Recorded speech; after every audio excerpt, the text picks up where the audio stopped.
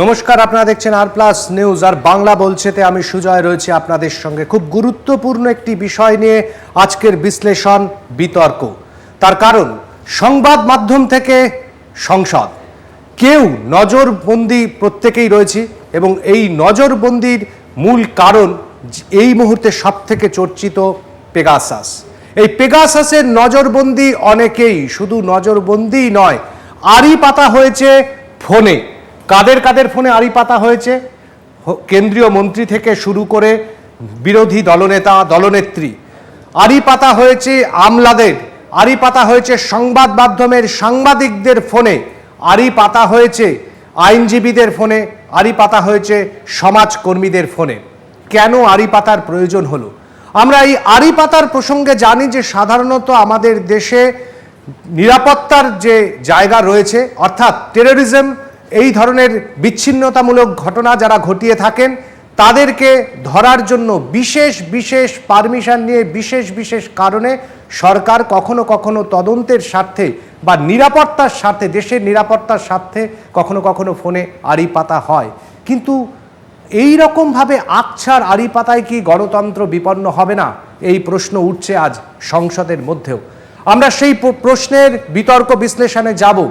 বিশিষ্ট বিশ্লেষকরা রয়েছেন আজকের প্যানেলে, তবে তাদের কাছে যাওয়ার আগে প্রথমেই চোখ রাখবো আজ ডেরেক ওব্রায়ান, তিনি কি বলেছেন এই আড়ি পাতা প্রসঙ্গ নিয়ে। এই phone leak, phone tapping, phone spying, সেটা প্রথমে 40 জন সাংবাদিকের হয়েছে এই গভর্নমেন্ট। সেটা আজকে কালকে আমরা শুনছি যে আরো নাম বেরোবে। সেই হিসেবে আমরা পার্টি থেকে প্ল্যান করে লোকসভা রাজ্যসভায় এই ইস্যুটাও তুলবো আমরা। আর যে 4-5টা ইস্যু জন্য আমি গতকাল জানিয়েছি আপনাদের, সেই 4-5টা ইস্যু দিয়ে দুটোই হাউসে কোঅর্ডিনেশন করে আমরা একটা নোটিশ, শুধু নয় নোটিশ আমরা দিচ্ছি। কিন্তু আজকে দিল্লির ওয়েদার রিপোর্ট যেটা খুব খারাপ, কারণ যা দেখা যাচ্ছে এখানে এই সরকার কোনো ডিসকাশনে যেতে চায় না, শুধু বুলডোজ করতে চায়। আমরা চাই, তৃণমূল কংগ্রেস চাই যে লোকসভা রাজ্যসভা ভালোভাবে চলুক, সেখানে ডিসকাশন হোক, সেখানে মানুষ কথা শুনুক সংসদে। কিন্তু এই বিজেপি গভর্নমেন্ট কোনো ডিসকাশন চায় না, শুধু বুলডোজ করে এগিয়ে যেতে চায়। শুরু হয়েছে সংসদের বাদল অধিবেশন, আর বাদল অধিবেশনের প্রথম দিনে উত্তাল হয়ে উঠেছে নানান রকম ইস্যু নিয়ে এবং মুলতুবিও করা হয়েছে। এই মুহূর্তে দাঁড়িয়ে এই রকম একটি ঘটনা যা গণতন্ত্রের দিকে আঙুল তুলছে, সেই ঘটনা নিয়ে কি বললেন অধীর রঞ্জন চৌধুরী? চলুন চোখ রাখি। खुद कह रहे हैं एनएसओ वाले कि NSO products are used exclusively by government intelligence law enforcement agencies to fight crime and terror. उग्रवाद के खिलाफ लड़ने के लिए सरकार इसको इस्तेमाल करते हैं और ये इस्तेमाल असलियत में किसके खिलाफ हो रहे हैं? जिनको मोदी जी समझते हैं कि वो मोदी जी के लिए कोई खतरा पैदा कर सकते हैं, उनके खिलाफ ये पेगासस को इस्तेमाल किया जाता। जो मोदी जी के खिलाफ बात उठाने की हिम्मत रखते हैं, दम रखते हैं, उनके ऊपर ये खुफिया एजेंसी को तैनात किया जाते हैं।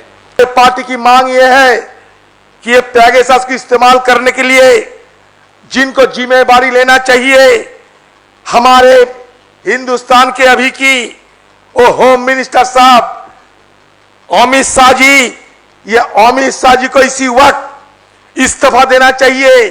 अगर हिंदुस्तान की सरकार की कोई मोरालिटी बचे हुए है, कोई नैतिकता बचे हुए हैं, तो तुरंत अमित शाह जी को रेजिग्नेशन देते हुए हिंदुस्तान के लोगों को सामने अपने को पेश किया जाए।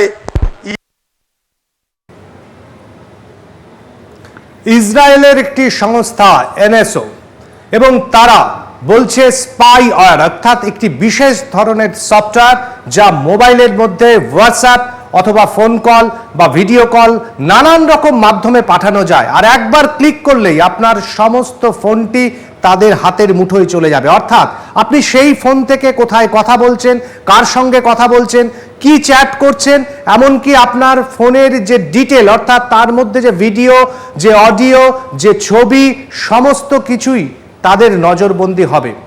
ভয়ঙ্কর একটি সফটওয়্যার, এবং সেই সফটওয়্যার দিয়ে কাদের ওপর আড়ি পাতা হয়েছে? যারা তথাকথিতভাবে টেরোরিস্ট নন, যারা সমাজের গণ্যমান্য ব্যক্তিত্ব।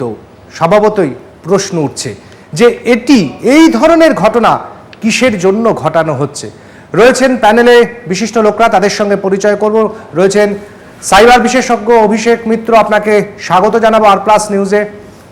বিজেপির নেত্রী রয়েছেন ডক্টর রাজলক্ষ্মী বসু, রাজলক্ষ্মীকেও স্বাগত জানাবো। প্রদেশ কংগ্রেসের মুখপাত্র সৌম্য আইচরায় রয়েছেন, সৌম্যদাকেও স্বাগত জানাবো। প্রদীপ্ত মুখার্জি রয়েছেন অধ্যাপক, প্রদীপ্তকেও স্বাগত জানাবো। আমি একটু প্রথমে অভিষেকের কাছে যাব, মাফ করবেন অভিষেক এই মুহূর্তে বিচ্ছিন্ন হয়েছেন। আমি তাহলে শুরু করি সৌম্যদার কাছ থেকে। সৌম্যদা, এই যে ঘটনাটা এই রকম ভাবে এত সংখ্যক মানুষের কাছে, এবং এনএসও বারবার করে যে কথাটা বলেছে যে আমরা একটি বেসরকারি সংস্থা হলেও আমরা কিন্তু 36টি দেশের সরকারের কাছে আমাদের এই যে স্পাইওয়্যার বলে যা সফটওয়্যার আছে সেই সফটওয়্যারটা তাদেরকে সরবরাহ করেছি, এবং তারা বরাত দেওয়ার পরেই কিন্তু আমরা সেটা সরবরাহ করেছি। আমরা কিন্তু গোপনীয়তার স্বার্থে তাদের সেই সমস্ত দেশের সরকারের নাম উল্লেখ করতে পারবো না, কিন্তু সরকারি বরাত ছাড়া এই সফটওয়্যার ওপেন মার্কেটে বা খোলা বাজারে বিক্রি তারা করেননি, এ কথা তারা বারবার ঘোষণা করেছেন। তাহলে কি আমরা বলতে পারি যে এক্ষেত্রে ভারত সরকারের একটা সরাসরি ভূমিকা রয়েছে? না, প্রথমে আর প্লাসের সমস্ত দর্শকদের আমি আমার শুভ সন্ধ্যা জানাচ্ছি। মানে অদ্ভুত ভারতবর্ষ এখন চলেছে এমন একটা দেশে যেখানে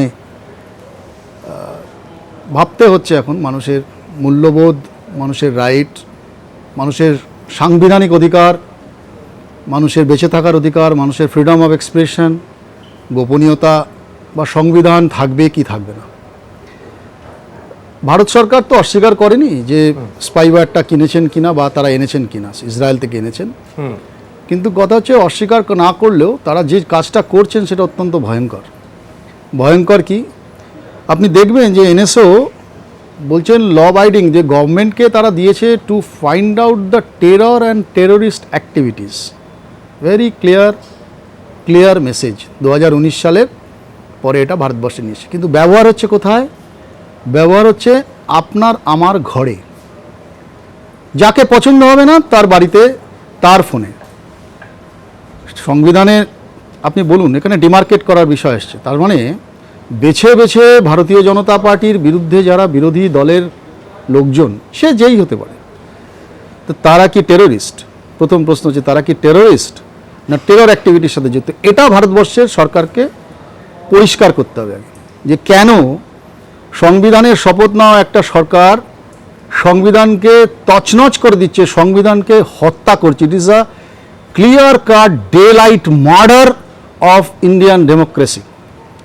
ভারতের সংবিধানকে হত্যা করার এটা সব আপনি ভাবতে পারছেন যে ভারতীয় জনতা পার্টি যারা বলেন দ্য পার্টি উইথ ডিফারেন্স, এখন ভারতীয় জনতা পার্টিকে বলতে হয় ভারতীয় জাসুস পার্টি।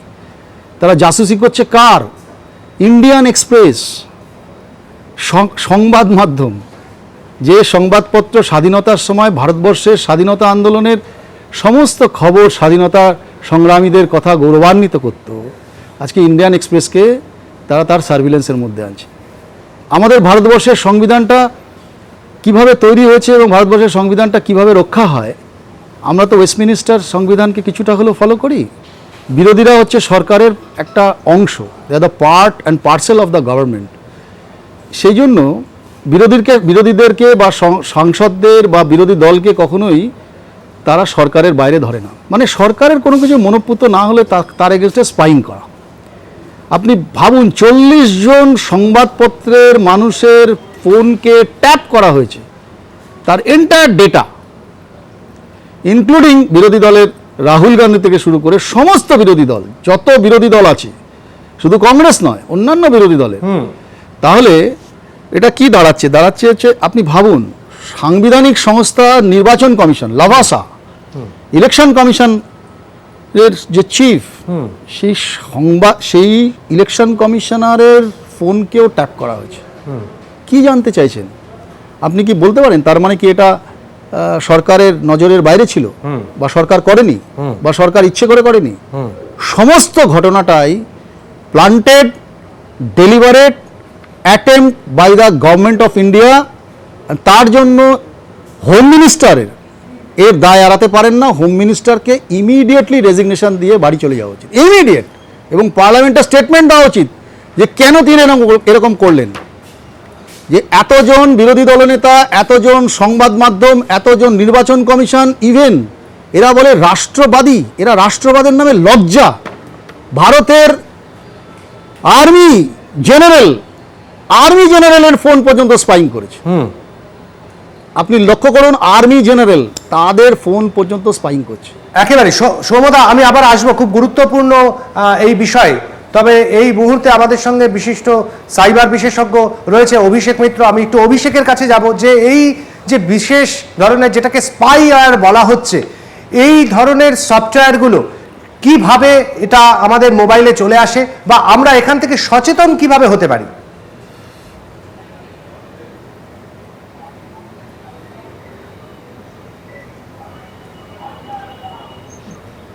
অভিষেক, আপনি শুনতে পাচ্ছেন?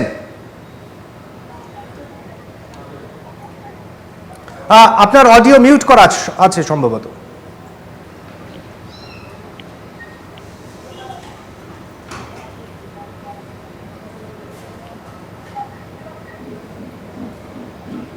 হ্যালো, হ্যাঁ বলুন। হ্যাঁ শুনতে পাচ্ছেন? হ্যাঁ এবার শোনা যাচ্ছে, বলুন। হ্যাঁ সরি, আপনার কোশ্চেন আমি মিস আউট করে দিলাম, আপনি কাইন্ডলি রিপিট করবেন? হ্যাঁ, আমাদের প্রশ্ন হচ্ছে এই যে যেটাকে বলা হচ্ছে স্পাইওয়্যার, একটা বিশেষ ধরনের সফটওয়্যার, এই সফটওয়্যার কিভাবে এত সহজে মোবাইলের মধ্যে চলে আসতে পারে, এবং আমরা যদি চলে আসে সেখান থেকে আমরা কিভাবে সচেতন হব? সাধারণ মানুষ তারা তো বুঝতেই পারবো না যে এইরকম ভাবে আমার মোবাইলটা নজরদারি চলছে। এই মুহূর্তে হয়তো আমরা বলতে পারি ভারত সরকার, অন্য কেউ তো আমার মোবাইলে এইভাবে নজরদারি চালাতে পারে। আমরা সচেতন হব কিভাবে? আমরা চিনব কিভাবে? দেখুন, প্রথমত আমাদের এটা জানতে হবে যে এখন যে লেটেস্ট অ্যান্ড্রয়েড ভার্সন গুলো আছে সেগুলো কিন্তু ম্যাক্সিমাম সব ম্যালওয়্যার কে প্রোটেক্ট করে। এবারে এই যে কথাটা, এখন যে পেগাসাস যে সফটওয়্যার বা ম্যালওয়্যার বা র্যাট, রিমোট অ্যাক্সেস ট্রোজান, যেটাকে আরো টেকনিক্যাল ভাষায় বলতে গেলে, তো এটা ওয়েপেনাইজড ওয়েতে বানানো হয়েছে। এটা অর্গানাইজেশন ওয়েপেনাইজড ওয়েতে বানিয়েছে যাতে মানুষদের প্রাইভেসি ব্রিচ করা যেতে পারে এবং একটা সার্ভেলেন্স চালানো যেতে পারে।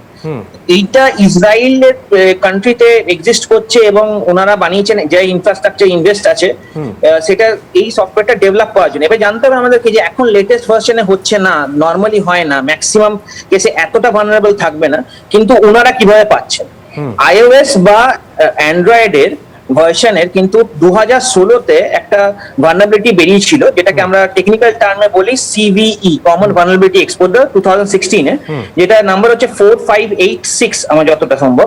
সেটা হচ্ছে কার্নেল লেভেলে কিন্তু আইওএস মানে আপনার অ্যাপেল ফোনের আর আপনার অ্যান্ড্রয়েড ফোনের কার্নেল লেভেলে গিয়ে নিয়ে এই আপনার ম্যালওয়্যারটা ইনস্টল হবে। এবং এটা যদি ইনস্টল হয় তাহলে কিন্তু আপনার কিন্তু একটা কমন পার্সন হিসেবে বোঝার কোনো সম্ভাবনাই নেই। ঠিক আছে, তো এই জায়গা থেকে দাঁড়িয়ে একটা যদি আগের যে ভালনারেবিলিটি গুলো ছিল 2 বছর আগের থেকে, যেগুলো এখন ম্যাক্সিমাম অ্যান্ড্রয়েডের নতুন ভার্সনে অ্যান্ড্রয়েড 9-এ আপডেটেড হয়ে গেছে এবং অনেকটাই সিকিউর, সেই ভালনারেবিলিটি গুলোর সময় কিন্তু আমরা প্রিভিয়াসলি দেখেছি যে ওই ব্লু ওয়েল বা মোমো অ্যাটাক যেগুলো হয়েছিল সেগুলো কিন্তু ওই আগের অ্যান্ড্রয়েডের ভার্সন গুলো ছিল বলে। এখন এই নতুন ভার্সনে কিন্তু অতটা বেশি ভয়ঙ্কর কিছু নেই, কিন্তু ইনারা যে অর্গানাইজেশনটা আছেন এনসিও অর্গানাইজেশন আই থিংক, বা organization which is thinking of weapon, মানে making this in a weaponised way, এবং ওনারা কিন্তু বাইরের গভর্নমেন্টকে বা সার্ভেলেন্স যারা করতে চায় এবং অ্যাজ এ ওয়েপন হিসেবে ওনারা বিক্রি করেন এটাকে অ্যাজ এ সফটওয়্যার। এই এনোসের মতন যে অর্গানাইজেশন গুলো রয়েছে এবং এই যে পেগাসাস যে সফটওয়্যারটা, এই সফটওয়্যার কি এই যে নিউ ভার্সনের যে মোবাইল, এই অ্যান্ড্রয়েড মোবাইলগুলো রয়েছে সেখানে কার্যকরী? অবশ্যই হ্যাঁ, অবভিয়াসলি এখন যে কোনো অ্যান্ড্রয়েড ভার্সনের উপরে পেগাসাস কিন্তু কার্যকরী। ম্যাক্সিমাম নর্মাল আজকে ধরে রাখেন যারা এথিক্যাল হ্যাকার্স, যারা যে নর্মাল ভার্সন ম্যালওয়্যার গুলো ইউজ করে হ্যাক করার জন্য, তাদের সেগুলো কিন্তু আপডেটেড ভার্সনে অনেকটাই প্রোটেক্টেড। কিন্তু পেগাসাস যেটা ওয়েপন হিসেবে বিক্রি হচ্ছে, আমরা অ্যাজ অ্যান এথিক্যাল হ্যাকার বা হ্যাকাররা ডার্ক ওয়েবে গিয়ে এই জিনিসগুলো কেনার চেষ্টা করি, রাইট? কিন্তু এই ডার্ক ওয়েবে এই জিনিসটা কিন্তু আমাদের নর্মাল হিউম্যান মানে যারা হ্যাকার তাদের জন্য কিন্তু এটা ডার্ক ওয়েবে কেনা পসিবল নয়। এটা কিন্তু ওয়েপন হিসেবে একটা কান্ট্রি বিক্রি করছে। যেমন আপনি যখন ফ্রান্সের থেকে একটা জেট প্লেন কিনছেন, সেরকম কিন্তু এটা বিক্রি হচ্ছে ফ্রম এন কান্ট্রি। তো সেইটা কিন্তু কমন মার্কেটে কেনা পসিবল নয়। এটা এইভাবে দেখতে পারেন, মানে এটাকে আপনি ধরে রাখতে পারেন একটা নিউক্লিয়ার বম, যেটা কিন্তু নর্মালি পাবেন না, কিন্তু একটা বন্দুক লোকে পেয়ে যায়। আপনাকে আপাতত ধন্যবাদ জানাবো। আমরা একটু যাব রাজলক্ষ্মী বসুর কাছে। ডক্টর রাজলক্ষ্মী বসু বিজেপি নেত্রী রয়েছেন আমাদের কাছে, আমাদের সঙ্গে এই প্যানেলে। রাজলক্ষ্মী, এই যে প্রশ্নটা উঠছে, বারবার করে প্রশ্নটা উঠছে, এবং সৌম্যদাও যে কথা বললেন যে গণতন্ত্র বিপন্ন, সত্যিই কি এইরকম ভাবে আচ্ছা যদি এই ধরনের যে সফটওয়্যার, সেই সফটওয়্যার দিয়ে আড়ি পাতা হয়, সত্যি কি সাধারণ মানুষের ক্ষেত্রে আমাদের ভারতবর্ষের যে রাজনৈতিক ভাবে যে গণতান্ত্রিক পরিমণ্ডল, যে রাজনৈতিক পরিমণ্ডল আছে, তার উপর আঘাত আনা হচ্ছে না? নমস্কার জানাচ্ছি সকলকে। মুখ্যমন্ত্রী মমতা বন্দ্যোপাধ্যায় নির্বাচনী প্রক্রিয়া চলাকালীন নির্বাচনের একটি ভাষণে বলেছিলেন, কে কার সাথে কথা বলছে, কে কার সাথে কিভাবে যোগাযোগ রাখছে, সব কিন্তু আমার নখদর্পণে রয়েছে, সব কিন্তু আমি জানি। আচ্ছা, উনি কোন মাধ্যম দিয়ে জেনেছিলেন? মানে এটা আমার কৌতূহল, জিজ্ঞাসা। আচ্ছা, এবার তাহলে কাজের কথাতে আসি। সেটা হচ্ছে যে সেকশন 69 এবং 69A of the information technology act 2000, সেখানে পরিষ্কার যে কথাটা বলা ছিল যে একটা এম্পাওয়ার করছে স্টেট এবং সেন্ট্রাল গভর্নমেন্টকে intercept, monitor or decrypt the information. কি ধরনের ইনফরমেশন? সেখানে পরিষ্কার বলা হয়েছে সেই ইনফরমেশন যেটা জেনারেটেড হচ্ছে, ট্রান্সমিটেড হচ্ছে এবং রিসিভড হচ্ছে। অর্থাৎ সেই জায়গা থেকে দাঁড়িয়ে আপনি যে কথাটা বলছেন যে একমাত্র টেররিস্ট বা টেরর অ্যাক্টিভিটির সাথে যুক্ত যিনি, তারটাকে আমরা এখানে ডিক্রিপ্ট করব বা তারটাকে আমরা এখানে মনিটর করব। আচ্ছা, আমি টেররিস্ট না আপনি টেররিস্ট কি করে বুঝবো? এটা তো আমাদের কারোর মানে হাতে আমরা সাইনবোর্ড নিয়ে দাঁড়িয়ে নেই না, একেবারেই নেই, একেবারেই নেই। আমি বলি আপনি কি তাহলে বলতে চাইছেন যে আমরা যেহেতু কেউ নির্দিষ্টভাবে আমাদের উপর কোনো টেরোরিজমের তকমাও নেই, আবার এইভাবে বলাও যাবে না যে আমরা কেউ টেরোরিস্ট নই, সে কারণে ভারতবর্ষের সব মানুষকে সার্ভিলেন্সের এইরকম ভাবে তার ব্যক্তিগত ফোনের মধ্যে ব্যক্তিগতভাবে সার্ভিলেন্স করব? আমি বুঝতে পেরেছি আপনি যেমন কারোর মাঝে বলেন, আমি আমারটা একটু বলতে দিন।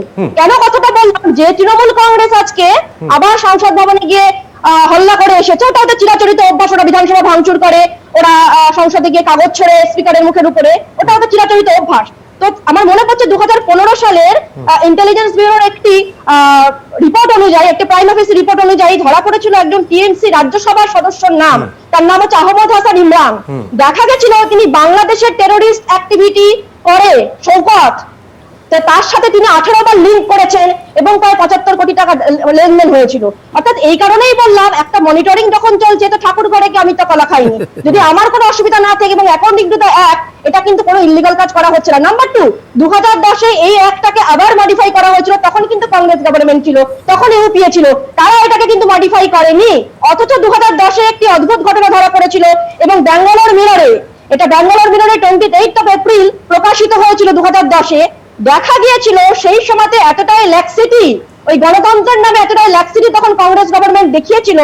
সেই রিপোর্টের মধ্যে দিয়ে আমরা জানতে পেরেছিলাম যে কেউ ভারতবর্ষের যে কেউ 1.5 কোটি টাকা যদি সিঙ্গাপুরের সিমলিম মার্কেটে দেয়, তাহলে তারা এমন একটা সফটওয়্যার কিনে আনতে পারবে যাতে জিএসএম এবং সিডিএমএম সিস্টেমের উপরে সমস্ত রকম মনিটরিং করা যাবে। অর্থাৎ যে কেউ তো জিনিসটা কিন্তু ওরা ডাইলুট করে দিয়েছিল।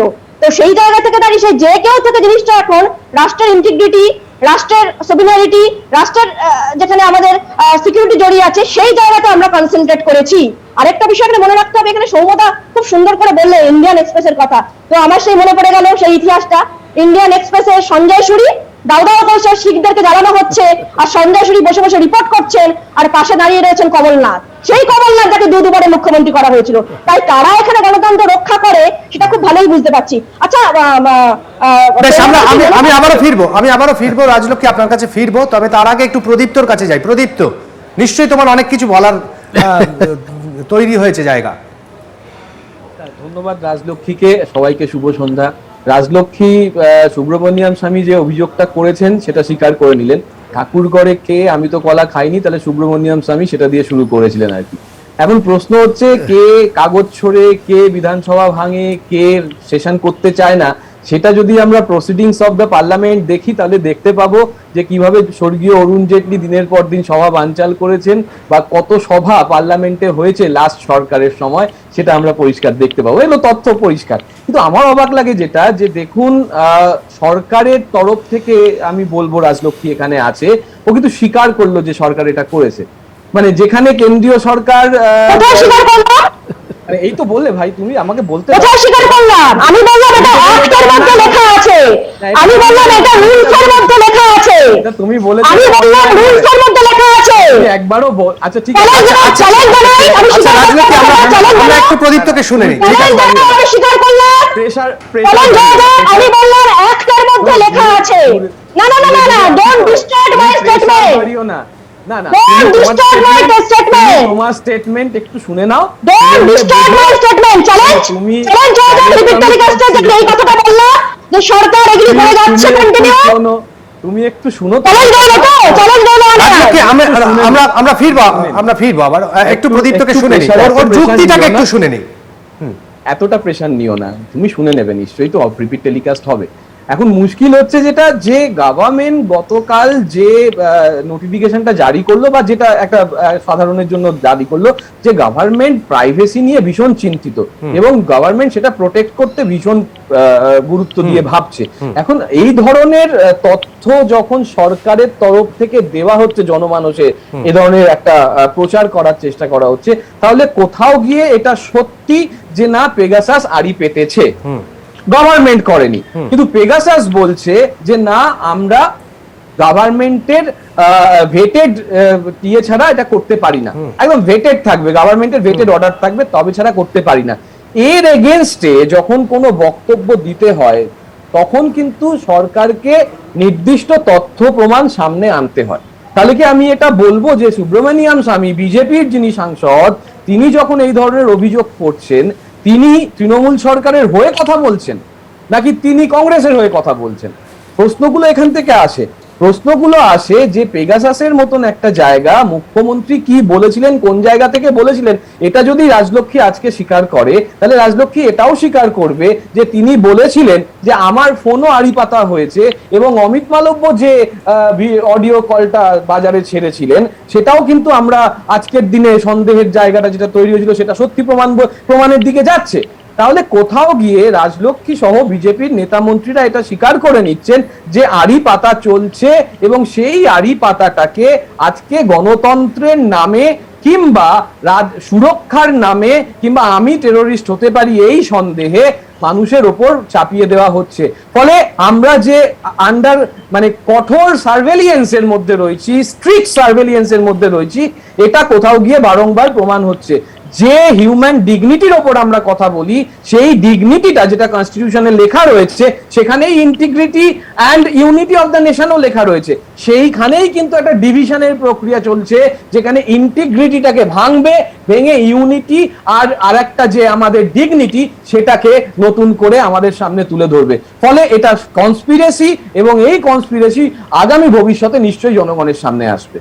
বেশ, এবং আমাদের মধ্যে আবার আমি একটু অভিষেকের কাছে ফিরবো এই একটা প্রশ্ন আরেকটু স্বচ্ছ করার জন্য, যে এই অভিষেক একটু আগেই জানালেন আমাদের যে এই ধরনের যে স্পাইওয়্যার যেগুলোকে বলা হয় সেগুলো এক ধরনের ওয়েপন, এক ধরনের অস্ত্র, তার সাধারণ মানুষ বা যে কেউ ইচ্ছে করলাম আর কিনে নিলাম এরকমটা হওয়া সম্ভব নয়, এটা একমাত্র সরকারই কিনতে পারে। এই বিষয়টা আরেকটু পরিষ্কার করুন।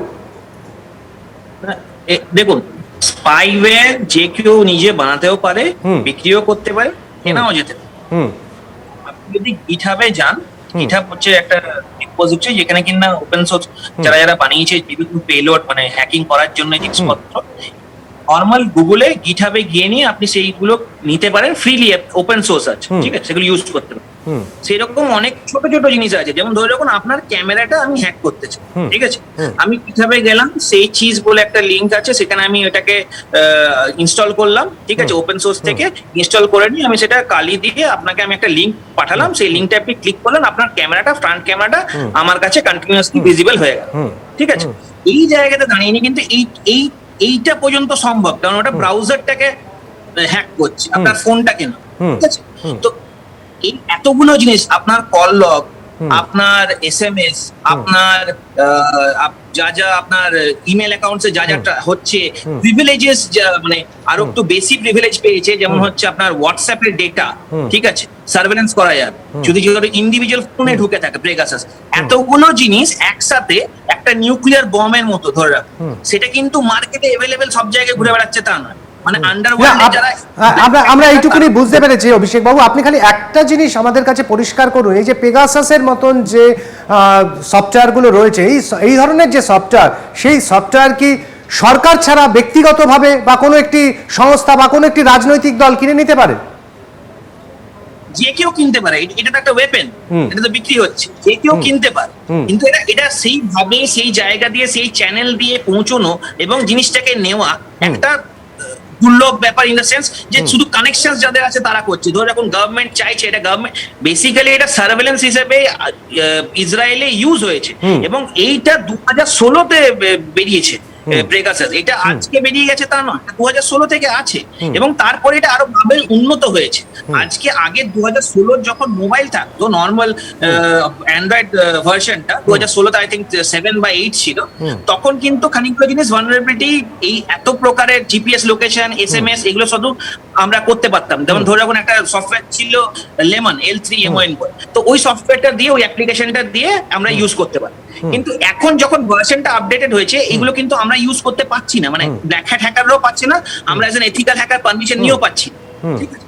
এই জায়গায় দাঁড়িয়ে নিয়ে এত কিছু যে এই পেগাসাসের মধ্যে আছে, এইটা কিন্তু একটা নিউক্লিয়ার বমের মতো, এটা কিন্তু গভর্নমেন্টের কাছে বিক্রি হচ্ছে। আজকে ফাইটার প্লেন তো আপনার কাছে যদি সেই রকম দুর্লভ বা আপনার কাছে সেই রকম অর্থ থাকে, আপনি কিন্তু কিনতে পারবেন, রাইট। তো ফ্রান্সের কাছ থেকে আমরা ফাইটার প্লেন কিনছি, আরো অনেকে কিনেছে, রাইট, অনেক